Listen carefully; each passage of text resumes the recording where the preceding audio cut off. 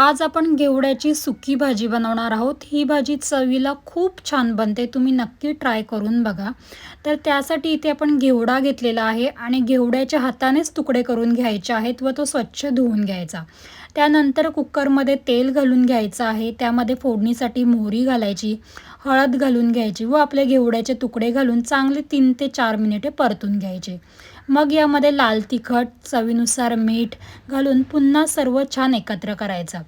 त्यानंतर यामध्ये आपल्याला थोडंसं पाणी घालून घ्यायचं आहे व खवलेला ओला नारळ घालायचा, भाजलेल्या शेंगदाण्याचं कूट घालायचे आणि एक छोटा चमचा गूळ घालून घ्यायचं व बारीक चिरलेली कोथिंबीर आणि थोडीशी गरम मसाला पावडर।